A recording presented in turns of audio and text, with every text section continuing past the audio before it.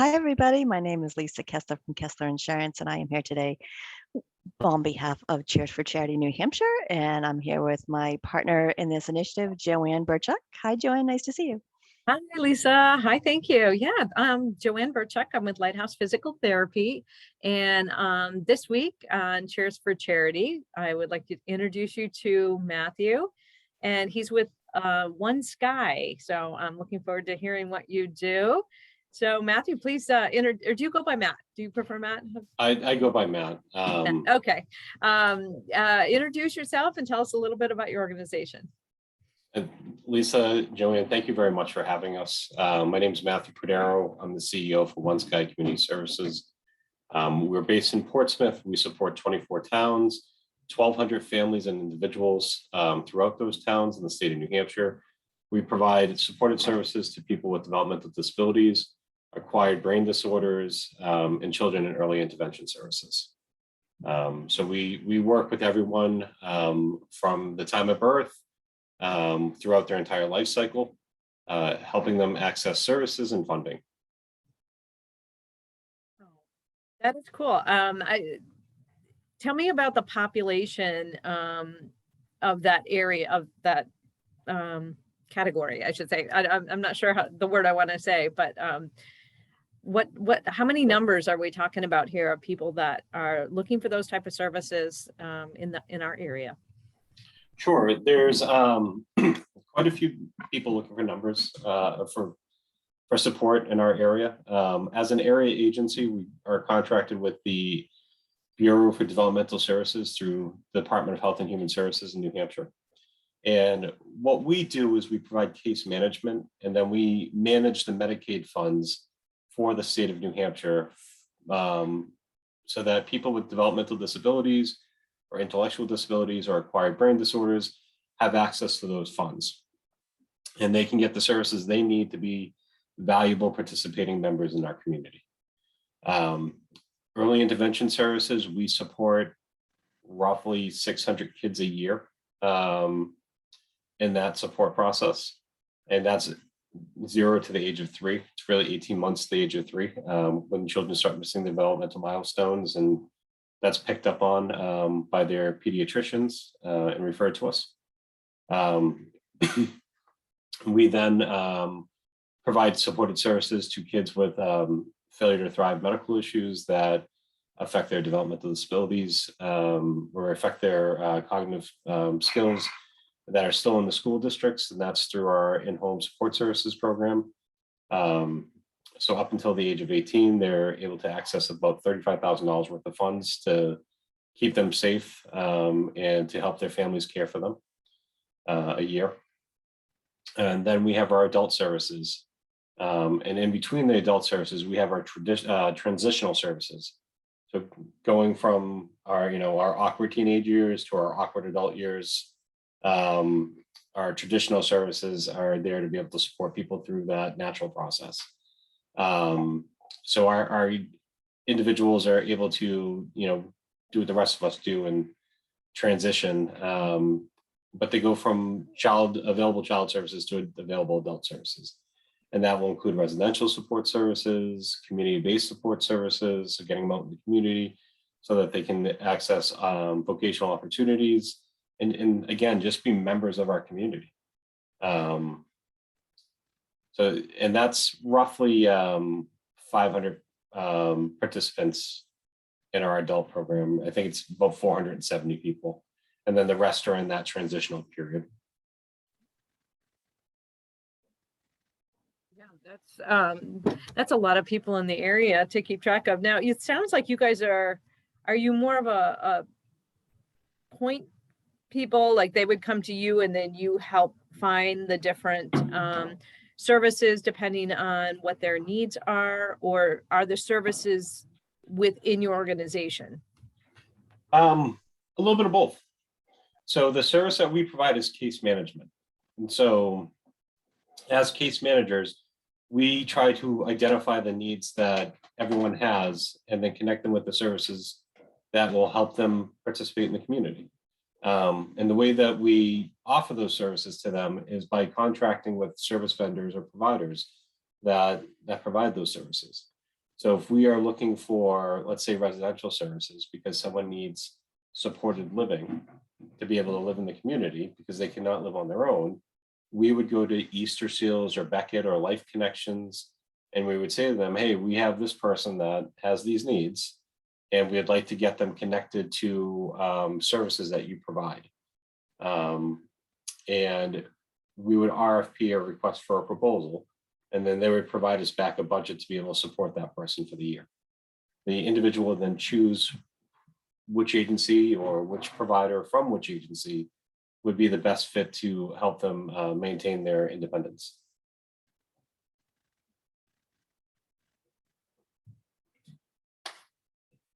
It's a very fun system because we have the ability to be able to help people actually realize their dreams. And when I'm talking about dreams, I'm not talking about going to the moon. I'm not talking about 20,000 leagues below the sea, Jules Verne kind of thought process.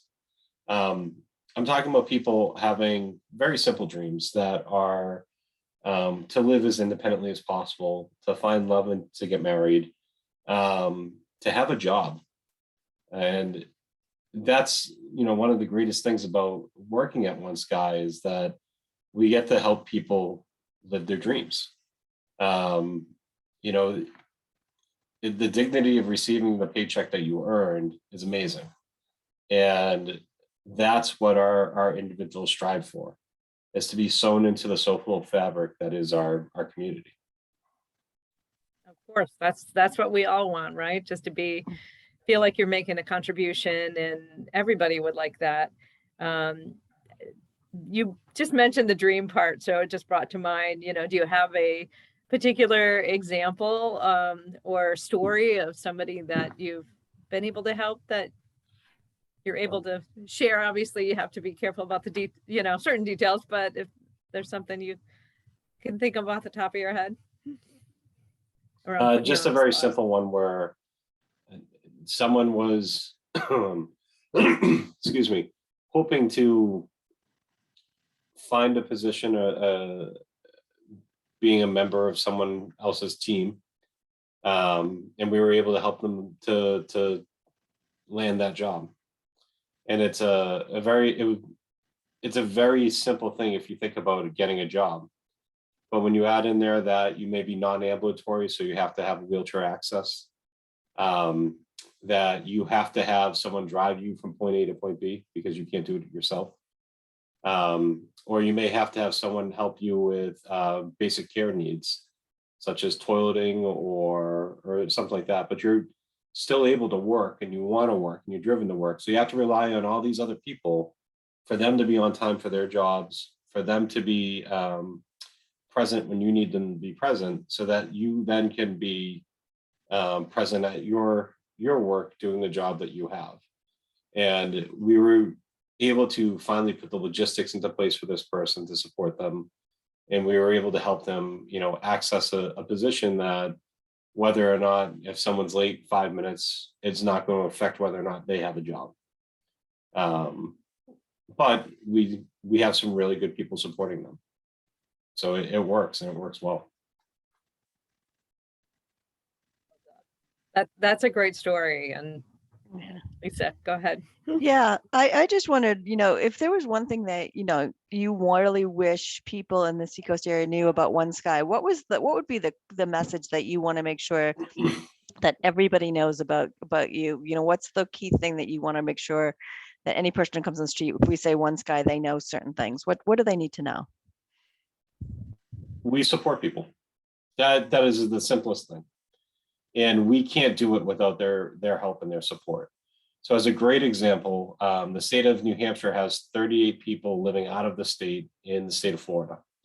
It costs us $50,000 to fly a person down there once. And then because they have to go through a medical flight because they can't fly commercially. And then it costs us $50,000 or $500,000 a year to have residential services down there.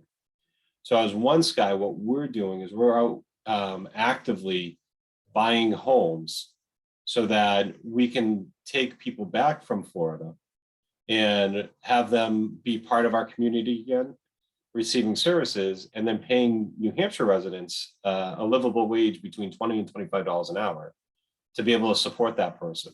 In addition, we save about $200,000 a year in support for that person at the least. So it makes us more financially viable as a state. It's managing the taxpayers' money, which I think is something that needs to be done with a little bit more reverence. And it allows people to be a part of their community that they've left from. And when I say there's 38 people in Florida, I can say there's a couple people there from my region, but there's 10 other regions like mine, or 9 other regions like mine in the state. So there's 10 area agencies. So those are individuals that couldn't find placement in the state of New Hampshire that had to look elsewhere for placement. So when you ask what's one thing we'd like them to know, is that we are managing the public trust's money to the very best of our ability. But we need people's help to be able to do that. So if they'd like to donate to us, time, energy, effort, or financial means, we greatly appreciate anything people are willing to do. Because the more we can band together, the more efficient we can make the services and the costs, and the better we can make people's lives. It's a little bit long. Love that but- idea. I love that, the idea of what you're doing with the houses and bringing people back in, and then also offering, job opportunities for people to take care of them. What Yeah. challenges are you finding during this time where it seems like the housing market is a little crazy? Are you able to find places that are able to work for you? Yeah, I mean, we are, but it's difficult to find. So for our individuals, when we purchase a home, we can purchase it for 2 different types of services. We can purchase for a medical model, which is for individuals that, again, non-ambulatory, so they're in a wheelchair. So that means their hallways in the home have to be a little wider. You have to make sure that they have access to the bathrooms. And so when you're talking about the logistics of being able to turn in a bathroom, that's a big bathroom. And you need to make sure that the staff can assist if the person has to be able to get out of a wheelchair or anything like that. The second thing is that we have behavioral health homes. So you have a person that may have a learned history of behavior as a method of communication because they lack the physical ability to communicate and possibly the dexterity to be able to do it through their hands. So they may have learned that, say, hitting is a way to be able to get water, because throughout their entire life when they were little, if they hit someone on the leg, they'd be given a glass of water. But now they're 6'2", 250 pounds. So that little tap in the leg is no longer a little tap. It's will move someone. So homes like that, we try to lay out the same way. So that way they're not having the navigator negotiate stairs. You have nice lines of sight so that if you're cooking in the kitchen to help them, or you're asking someone to come in the kitchen to teach them how to cook for themselves, you still have the ability to be able to keep everyone safe in the home.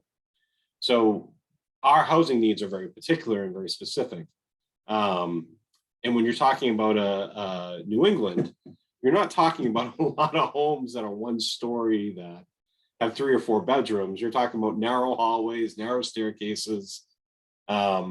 I'm a big guy. I know there's been a couple times where I've looked at a staircase and said, nope, not doing it. And I keep walking. But we have to find houses that meet that need, because at the end of the day, our populations switch back and forth. Sometimes we have more people with medical needs. Some people, at times we have more people with behavioral needs. And we want to be able to make sure that whatever homes that we purchase and we maintain can fit either need in the long term. Because once we buy a property, we own it and we're not losing it.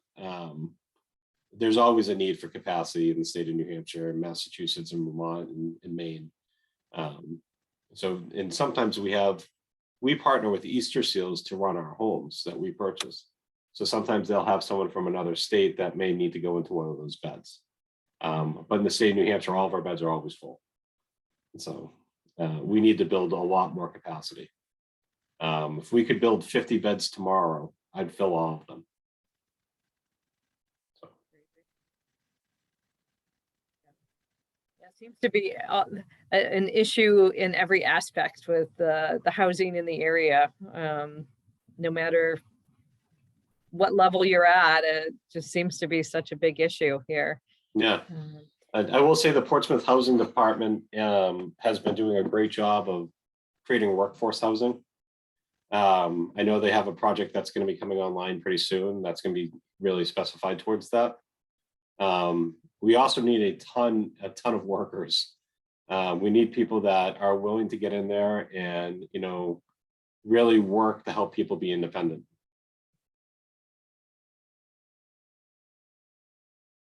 So Matthew, if people want to, it sounded like people are able to volunteer also. So give money, find out more information. What's the best way for people to find you and be in contact with you? Our website is the best way to do it. If you go to www.oneskyservices.org, you are going to be able to see our donations page. And you can see, we also have something called the One Sky Readiness Fund. So you can give in two different ways. You can give in money towards just general funds, which we use that towards anything, or you can give a specified donation towards the Readiness Fund. And the Readiness Fund is geared towards helping our families and individuals who lack the ability to help themselves financially. So in that case, we've paid dental bills that have been $40,000. We've paid for people to get their brakes on their car because they need a safe way to transport an individual from one place to another. So we've helped people pay heating bills. So that's one way that we can be supported.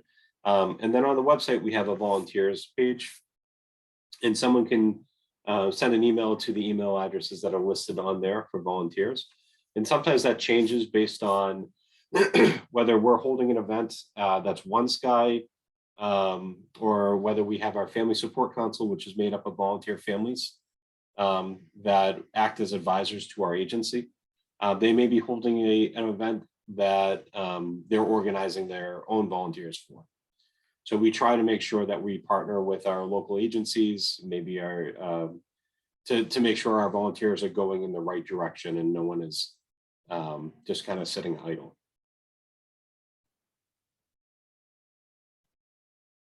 Yeah, well, you definitely want to take advantage of the volunteers when you have them. So, well, thank you so much for joining us. I really appreciate all the great work that you are doing out there and helping the people that you're helping, and, you know, hopefully, you know, spreading this out there. If people aren't aware of your services, they can get in touch with you to take advantage of what you're providing. So Yeah, and thank you guys both very, very much. I sincerely appreciate the opportunity to come and be able to speak about my organization and what we're trying to do for our community. We appreciate it. It's definitely a win-win, and for us, this is the highlight of our week and often our months, is having these conversations with people who are making an impact to our neighbors and our communities every day. So it's a gift for us. So thank you.